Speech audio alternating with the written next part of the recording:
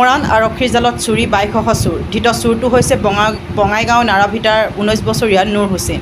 দিখাৰী 11 নং লাইনৰ পৰা আটক কৰিবলৈ সক্ষম হয় আৰক্ষীয়ে। মৰাণৰ কচুমাৰীত ইটাভাটাৰ শ্ৰমিক হিচাপে নিয়োজিত চোৰটোৱে বঙাইগাঁৱৰ পৰা AA19T7329 নম্বৰৰ পালচাৰ NS 200 বাইক চুৰি কৰি আনিছিল।